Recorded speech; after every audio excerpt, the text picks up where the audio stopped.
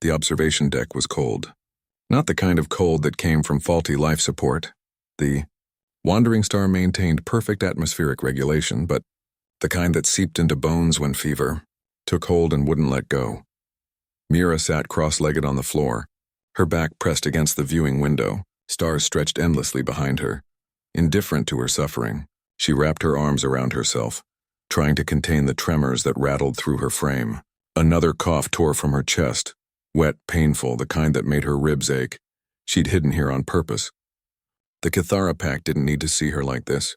For 3 cycles, Mira had served as the human liaison aboard the vessel, teaching the wolf-like aliens about Earth culture, human resilience, and the stubborn species that had clawed its way to the stars despite every obstacle their homeworld had thrown at them. The Cathara respected strength. They admired determination. They had taken her into their pack not out of pity, but because she'd proven herself worthy. But now she was just sick, weak, human fragile in a way that embarrassed her. The door hissed open. Mira's head snapped up and she immediately regretted the movement as the room spun.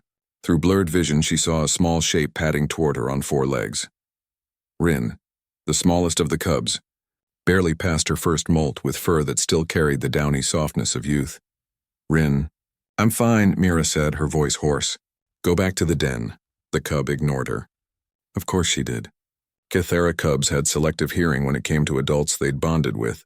Rin's amber eyes, too intelligent for something so young, studied Mira with an intensity that made her squirm. Then Rin turned and bolted from the room.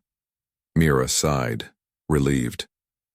At least the cub wouldn't report her condition to the pack elders. She pulled her knees closer to her chest and tried to breathe through the congestion filling her lungs. Earth illnesses were supposed to be harmless to Cathara physiology, but she still worried about transmission. Another reason to isolate herself. The door opened again. This time, Rin wasn't alone. She dragged something behind her. A thermal blanket from the crew quarters, far too large for her small frame. The fabric caught on her back legs as she struggled forward, determination in every awkward step. "Rin, what are you—" Another cough cut Mira off, this one so violent it doubled her over. When she looked up, Rin had dropped the blanket at her feet. Without ceremony, the cub grabbed it in her teeth and began draping it over Mira's shoulders. It was clumsy, inefficient, and completely unnecessary. It was also the kindest thing anyone had done for her in weeks. "Thank you," Mira whispered, pulling the blanket tighter. The warmth was immediate, almost shocking against her chilled skin. Rin chirped, a sound of satisfaction, and then left again. Mira closed her eyes, allowing herself a moment of comfort. The blanket smelled like the ship's recycled air and something distinctly Cathara, musky and clean. She thought Rin had gone for good this time. She was wrong. The door opened, closed, opened again, closed. Mira's eyes flew open as Rin returned with another blanket. This one smaller, probably from her own sleeping nest. Behind her came 2 more cubs, Tavik and Shora, both larger and older than Rin, each dragging their own offerings. No, you don't have to." Mira started, but Tavik was already throwing his blanket over her lap while Shora carefully arranged hers around Mira's shoulders, layering it over the first. "I'm okay," Mira protested weakly. "Really, I just need to—" Another coughing fit stole her words. This one left her gasping, tears streaming down her face from the exertion. When she finally caught her breath, she found all 3 cubs sitting in a semicircle before her, watching with unwavering attention. Then Rin yipped, a specific sound Mira recognized as a call to the other cubs, and chaos erupted. More cubs poured into the observation deck. 7, 8, 10 of them, ranging from Rin's size to adolescents nearly as large as adult Cathara. Each one carried blankets, sleeping mats, even articles of clothing. They came in waves, dropping their treasures at Mira's feet, draping them over her body, tucking them around her legs. "Stop, please. This is too much," Mira tried to protest, but her voice barely carried over the excited chirps and yips of the cubs as they worked. Within minutes, she was buried. Blankets formed layers upon layers, creating a cocoon of warmth that pressed against her from all sides.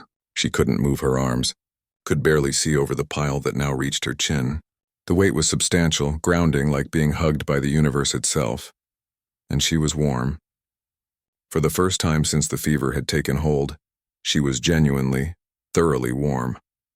The cubs settled around her in a protective circle, some sitting, others lying down with their heads on their paws.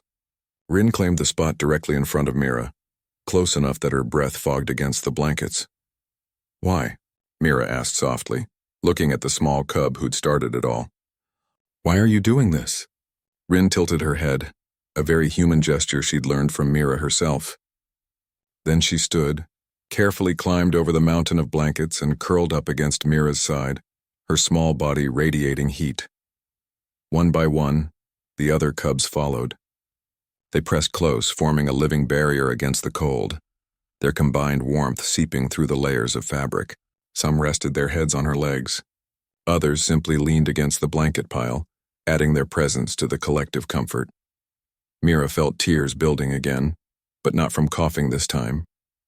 She'd spent so long trying to prove herself to the pack, trying to demonstrate human strength and resilience, that she'd forgotten something fundamental. Strength wasn't just about standing alone. Sometimes it was about accepting help when it was offered. "Thank you," she whispered, her voice breaking. "Thank you all." Rin chirped softly in response, a sound that rippled through the other cubs until the observation deck filled with gentle, melodic trills, the Cathara equivalent of a lullaby. As the sounds washed over her, Mira felt her body begin to relax. The fever still burned, the cough still rattled in her chest, but it didn't matter as much anymore. She wasn't alone. She wasn't weak for being sick. She was Pack, and Pack took care of their own. The stars continued their eternal dance beyond the window, but Mira no longer felt their cold indifference.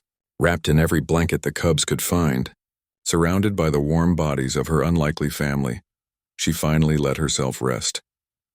Humans, she thought drowsily as sleep began to claim her, had survived countless hardships through adaptation and determination, but they'd also survived through something simpler, something these alien cubs understood instinctively: the power of community, of caring, of refusing to let anyone suffer alone.